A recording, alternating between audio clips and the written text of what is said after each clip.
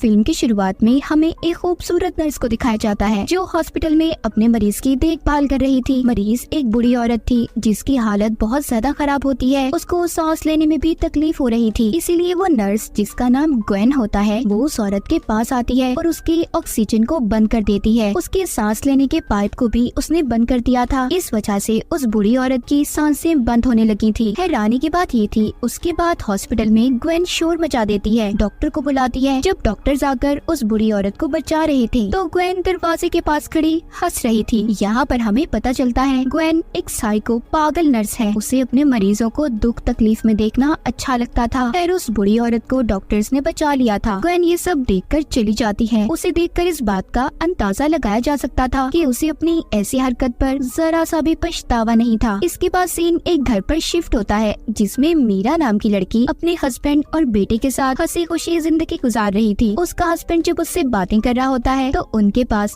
उसका बेटा आता है जो कह रहा था, मॉम मेरे पाँव में दर्द हो रहा है। यहाँ पर हमें पता चलता है कि मीरा के बेटे को एक बीमारी थी जिस वजह से वो सहारे के बगैर सही तरह से चल नहीं पाता था। मीरा अपने हस्बैंड से अपने बेटे के बारे में बात करती है कि खुद से सीढ़ियाँ चढ़ता उतरता है। मुझे उसे देखकर बहुत डर लगता है, कहीं उसे कुछ हो ना जाए। मीरा का हस्बैंड सुनकर कहता है, ओ कम ऑन यार, इतना मत डरा करो, कुछ नहीं होता हमारे बेटे को। तभी हम यहाँ पर मीरा के घर में ग्वेन साइको नर्स को देखते हैं जिसे मीरा ने अपने बेटे की देखभाल के लिए रखा था। यहाँ पर ग्वेन फैमिली मेंबर की तरह मीरा के घर में रहा करती थी। अब ये चारों मिलकर नाश्ता करते हैं। नाश्ते के दौरान मीरा के बेटे ने अपनी स्ट्रेचेस में साखियों को नीचे गिरा दिया था जिसका सहारा लेकर वो चला करता था। ग्वेन उसे वो उठा कर देती है, मगर जैसे हम जानते हैं वो सही काम थोड़ी कर सकती है। उसने उसके पेंच को ढीला कर दिया था ताकि मीरा का बेटा जब उन्हें लेकर चले तो वो नीचे गिर जाए। ग्वेन ये सब अपने मजे के लिए क्या करती थी, जैसा कि हमने कहानी के शुरू में भी देखा था। फिर इसके बाद मीरा का हस्बैंड ऑफिस जाने के लिए तैयार था। वो मीरा के पास खड़ा होता है। उन्हें इतना करीब देखकर ग्वेन मीरा से जेलस हो रही थी क्योंकि वो मीरा के हस्बैंड को पसंद करने लगी थी। मीरा के हस्बैंड के जाने के बाद उसकी दोस्त घर पर आती है जो मीरा से बैठी बातें कर रही थी। तभी ग्वेन मीरा के बेटे के साथ खेलने के बहाने उनकी बातें सुनने लगी थी। मीरा की दोस्त उससे कह रही थी, मीरा तुम्हें अपने बेटे के लिए किसी और नर्स को रखना होगा। मुझे लगता है तुम्हारा बेटा और हस्बैंड ग्वेन को कुछ ज्यादा ही पसंद करने लगे हैं। मीरा अपनी दोस्त को कहती है, नहीं ऐसी बात नहीं है, तुम ज्यादा ही सोच रही हो। इसी दौरान मीरा को अपने बेटे की आवाज आती है जो बैसाखियों के टूटने की वजह से नीचे गिर गया था। जैसा कि हमें तो पता है ये सब ग्वेन ने किया था। वो अपने बेटे के गिरने की वजह से ग्वेन को बहुत डांटती है क्योंकि उसे ऐसा लग रहा था कि उसने ही उसके बेटे का सही से ख्याल नहीं रखा। उसका बेटा मीरा से कहता है, नहीं मॉम ये ग्वेन की वजह से नहीं हुआ, इसमें सारी मेरी गलती थी। मीरा डॉक्टर को कॉल करती है और उसने अपने बेटे के लिए नई बैसाखियों को मंगवा लिया था। रात को वो ग्वेन से भी माफी मांगती है कि वो उस पर बिना वजह चिल्लाई। ग्वेन कहती है, नहीं इसमें तुम्हारी कोई गलती नहीं है, मैं समझ सकती हूँ तुम एक माँ हो और माँ अपने बच्चे के लिए बहुत फिक्रमंद होती है। और हालांकि हम तो जानते हैं ये सब कुछ ग्वेन ने किया था। इसके बाद वो मीरा के लिए एक चाय बनाती है जो शायद आराम के लिए थी। हम मीरा को देखते हैं जो उस सोसाइटी को ज्वाइन करती है जिसमें उसके बेटे जैसे लोग थे। उन सबको ऐसी ही बीमारी थी। मीरा उन्हें बताती रोने लगती है, कहती है मुझे बहुत बुरा लगता है, मेरा बेटा आम बच्चों की तरह खेल नहीं पाता। सब सुनकर कहती है, हम समझ सकते हैं क्योंकि हम भी इस बीमारी में कई बरसों से जी रहे हैं। इसके बाद वो घर पर आती है। ग्वेन उसे चाय देती है जो उसने उसके लिए बनाई थी। मीरा चाय पीते ही सो गई थी। कुछ देर के बाद डॉक्टर घर पर आती हैं। जब मीरा सो रही थी तो वो उसके बेटे की स्ट्रेचेस बैसाखियां लेकर आती हैं। जब वो डॉक्टर मीरा के बेटे को देने जा रही थी तो ग्वेन ने उन्हें रोक लिया था और कहती है, आप जाएं, मैं इसे दे दूंगी। जाते हुए डॉक्टर कहती है, मैं शायद तुम्हें जानती हूँ, मैंने तुम्हें कहीं देखा है। साथ ही वो ये भी कहती है, मुझे जैसे ही याद आएगा आई प्रॉमिस, मैं तुमसे वादा करती हूँ, मैं तुम्हें जरूर बताऊंगी। इतना कहकर वो वहाँ से चली गई थी। उसी शाम ग्वेन उस डॉक्टर के घर पर जाती है और उन्हें बताती है, आपने सही कहा था कि आप मुझे जानती हैं, मैं भी अक्सर आप ही को याद करती हूँ। इतना कहने के बाद उसने डॉक्टर को पकड़कर उसकी बाजू में इंजेक्शन लगा दिया था। यहाँ पर हमें पता चलता है कि कहानी के शुरू में ग्वेन ने जिस बूढ़ी औरत को मारने की कोशिश की थी उसकी जान इसी डॉक्टर ने बचाई थी। मगर अब ग्वेन को डर था कि कहीं ये बात डॉक्टर मीरा के हस्बैंड को ना बता दे, इसलिए उसने ड्रग वाला इंजेक्शन लगाकर उसे मार दिया था। उसी रात मीरा को एक आदमी की कॉल आती है जो अपना नाम डेविड बता रहा था। कहता है, मैं उसी सोसाइटी का मेंबर हूँ जो तुमने अपने बेटे की बीमारी की वजह से ज्वाइन की है, और साथ ही वो ये भी बताता है जो बीमारी तुम्हारे बेटे को है वो बीमारी मेरे बेटे को भी है। ये सुनकर मीरा थोड़ा उदास हो जाती है और उस आदमी की तस्वीर देखने का कहती है, मगर डेविड ने अपनी प्रोफाइल में जो तस्वीर लगाई थी वो थोड़ी ब्लर धुंधली होती है जिसे वो सही तरह से देख नहीं पा रही थी। यहाँ पर डेविड बताता है कि उसकी वाइफ मर चुकी है, इसीलिए मैंने अपने बेटे के लिए एक नर्स को रखा है। मीरा ये सुनकर कहती है, तुमने बहुत अच्छा किया। तभी यहाँ पर हमें पता चलता है डेविड नाम का आदमी कोई और नहीं बल्कि ग्वेन ही थी जो कंप्यूटर की मदद से आवाज बदलकर मीरा से बात कर रही थी। सुबह को मीरा के घर उसकी दोस्त आती है, जहाँ पर आते ही उसने मीरा के हस्बैंड की शर्ट पर कुछ गिरा दिया था। मीरा के हस्बैंड की शर्ट साफ करने ग्वेन लॉन्ड्री में ले जाती है। तभी मीरा की दोस्त जब अंदर जाकर उसका पर्स लेने गई थी तो वो देखती है ग्वेन मीरा के हस्बैंड की शर्ट को सूंघ रही है। उसे ये देखकर थोड़ा अजीब लगता है और उसे शक भी हो गया था कि कहीं ग्वेन मीरा के हस्बैंड को पसंद करने लगी है,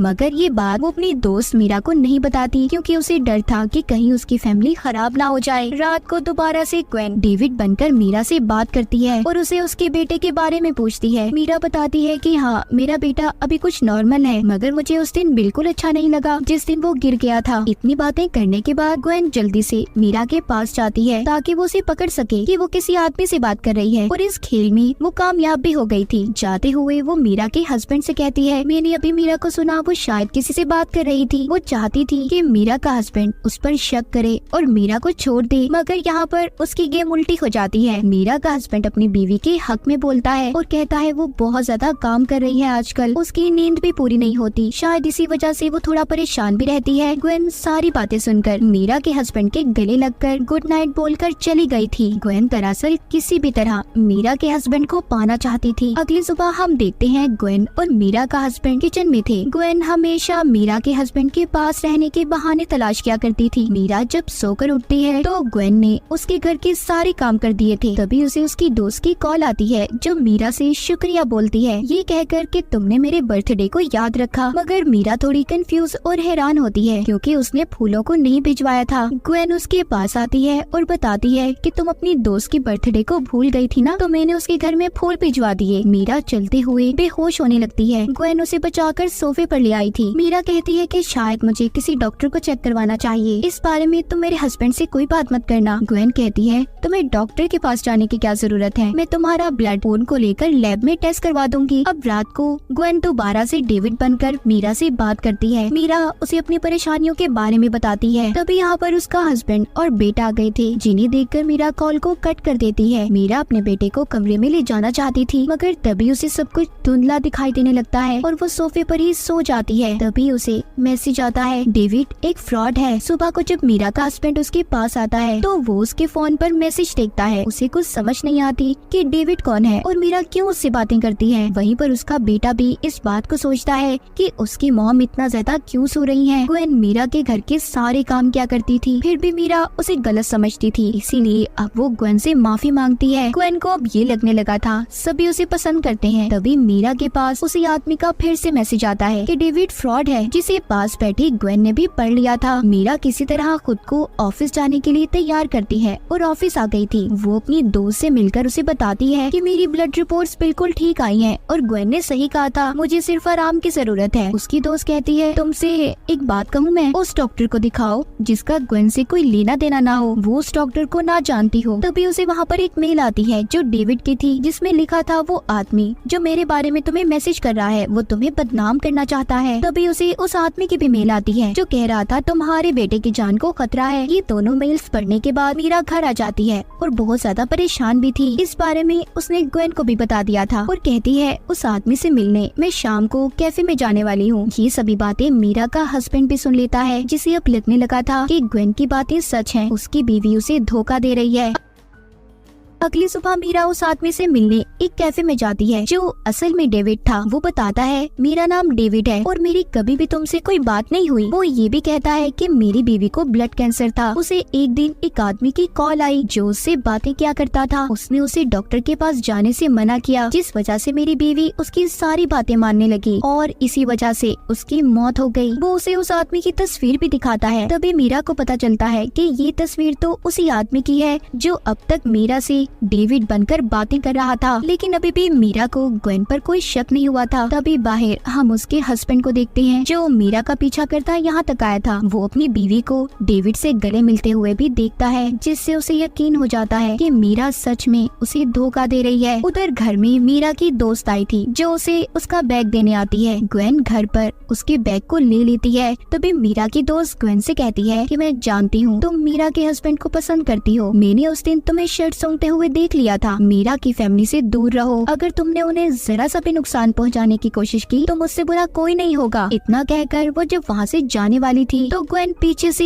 एक बड़े से गुलदान से उस पर हमला कर देती है और बेहोश करके उसे गाड़ी में बिठाकर एक सुनसान जगह पर ले गई थी। उसे मारने के लिए उसने उसे भी ड्रग वाला इंजेक्शन लगा दिया था और फिर वहीं पर छोड़कर जब वो घर आती है तो मीरा को देखती है जो खाना बना रही थी। ग्वेन बातों में उसे लगाकर उस चाकू को चुरा लेती है जिससे मीरा सब्जियां काट रही थी। उस पर उसकी उंगलियों के निशान थे। उसे लेकर अब वो डेविड के घर चली जाती है और यहाँ पर हमें पता चलता है कि ग्वेन पहले डेविड की बीवी की नर्स रह चुकी थी और उसी ने आदमी बनकर उससे बातें की और डॉक्टर के ट्रीटमेंट को रोकने का भी कहा। यहाँ पर ग्वेन उसी चाकू से डेविड को भी मार देती है और उसके पास मीरा की खून को गिरा दिया था जो उसने उसके ब्लड टेस्ट के लिए लिया था, जिससे लगे कि डेविड का खून मीरा ने किया है। उस रात मीरा का हस्बैंड भी नशे की हालत में घर आता है क्योंकि वो अपनी बीवी की वजह से बहुत ज्यादा परेशान था। ग्वेन उसकी ये हालत देखकर उसके करीब आने की कोशिश करती है, मगर मीरा का हस्बैंड अभी भी अपनी बीवी के बारे में ही सोच रहा था। सुबह को मीरा जब नींद से उठती है तो वो मैसेज देखती है जो डेविड का था, जिसमें लिखा था कि मैं अपने लिटिल बॉय की वजह से सो नहीं सका। तभी मीरा की नजर उस बॉटल पर पड़ती है जो उसके हाथ में थी, जिस पर लिखा हुआ था लिटिल बॉय, जो ग्वेन ने लिखा था। उसे याद आता है कि डेविड और ग्वेन हमेशा लिटिल बॉय लफ्ज इस्तेमाल करते हैं। वो उस बॉटल के पानी को जब फेंकने जाती है जो उसे ग्वेन ने दिया था, उसमें उसे पानी में मिला हुआ कुछ पाउडर सा महसूस होता है। यहाँ पर मीरा को ये बात समझ आ गई थी कि ग्वेन उसको पानी में कुछ मिला कर देती है जिससे उसे नींद आया करती थी। इसके बाद मीरा अब ग्वेन के कमरे में जाती है जहाँ पर उसे एक किताब मिली थी जिसमें जहरीली दवाइयों के बारे में लिखा हुआ था। उसे बेड के नीचे से भी बहुत सी जहरीली दवाइयाँ मिलती हैं। इसी दौरान वो देखती है कि ग्वेन घर पर आ गई थी। मीरा जब दरवाजा खोलती है तो ग्वेन समझ जाती है कि उसने बोतल से पानी नहीं पिया, जिस वजह से वो अब तक जाग रही थी। इसीलिए वो दोबारा से दवाई मिला पानी देकर कहती है इसे पी लो और आराम करो। वो मीरा के बेटे को साथ लेकर हॉस्पिटल चली गई थी जहाँ पर वो उसकी थेरेपी करवाया करती थी। मीरा अपने बेटे को रोकना चाहती थी मगर वो नहीं रुकता और ग्वेन के साथ चला गया था। ग्वेन और अपने बेटे के जाने के बाद वो फिर से ग्वेन के कमरे में जाती है और वीडियो बनाने लगती है जिसमें वो ग्वेन के सारे कारनामों के बारे में बता रही थी। साथ ही उसने अपने हस्बैंड को भी कॉल करके इस बारे में बता दिया था और ग्वेन की रिपोर्ट करने पुलिस स्टेशन जाने लगती है। लेकिन तभी ग्वेन घर पर आ गई थी। उसे पता चल चुका था कि मीरा को उसके बारे में सब पता चल गया है। वो जब घर आती है तो मीरा का बेटा उसके साथ नहीं था। मीरा उसे अपने बेटे के पास चलने का कहती है। रास्ते में जाते हुए ग्वेन मीरा को बताती है कि तुम जानती हो मैंने इतने साल नर्स का काम किया है, मुझे आज तक कभी भी किसी ने फैमिली मेंबर की तरह नहीं रखा। जैसे तुमने मुझे अपने घर में जगह दी तो तुम फिक्र नहीं करो, मैं तुम्हें मारकर तुम्हारी जगह ले लूंगी और एक अपनी नई फैमिली बनाऊंगी। ग्वेन ऐसा इसलिए कह रही थी क्योंकि वो मीरा के हस्बैंड को पसंद करती थी। दूसरी तरफ मीरा का हस्बैंड भी घर पर आ जाता है। उसे जब मीरा घर पर नहीं मिलती तो उसे उसका फोन मिलता है जिसमें वो उसकी रिकॉर्ड की गई वीडियो देखता है, जिससे उसे भी ग्वेन की असलियत का पता चल गया था। उधर दूसरी साइड पर मीरा को लेकर ग्वेन अपने घर आ गई थी जहाँ पर वो उसे बताती है मैंने डॉक्टर तुम्हारी दोस्त और डेविड को मार दिया है, अब तुम्हारी बारी है। ये सुनकर मीरा को अपने बेटे की फिक्र होने लगी थी। वो अपने बेटे को ग्वेन के घर पर ढूंढने लगती है। वो कहती है तुम्हारा बेटा तो अभी क्लिनिक में है, मैं तो यहाँ पर तुम्हें मारने आई हूँ और मैंने उस चाकू से डेविड को मारा है जिस पर तुम्हारी उंगलियों के निशान है। पुलिस तुम्हें कातिल समझेगी और तुमसे तुम्हारा बेटा और हस्बैंड नफरत करेंगे। तभी मीरा जब यहाँ से भागने लगती है तो ग्वेन ने उसे पकड़ लिया था और उसका गला दबाकर उसे मारने की कोशिश कर रही थी। मीरा किसी तरह से एक बर्तन उठाकर ग्वेन के सर पर देकर मारती है जिससे वो जख्मी हो गई थी और बेहोश भी हो जाती है और जिसके बाद मीरा फौरन से अपने घर की तरफ निकल गई थी। कहानी के आखिर में हमें मीरा, उसका हस्बैंड और बेटा दिखाया जाता है जो फिर से एक खुशहाल जिंदगी गुजारने लगे थे। वहीं पर ग्वेन को इतने सारे खून करने के जुर्म में सजा हो गई थी। तो देखा आपने ग्वेन कितनी खतरनाक थी। अगर आप किसी को भी घर पर रखें तो उसके बारे में पूछताछ जरूर कर लें। अपना और अपने प्यारों का ख्याल रखें। और इसी के साथ इस फिल्म की कहानी यहीं पर खत्म हो जाती है। Let's go. Yo, I'm like an addict, do I gotta have it. I ain't even playing, got a really bad habit. If it moves, gotta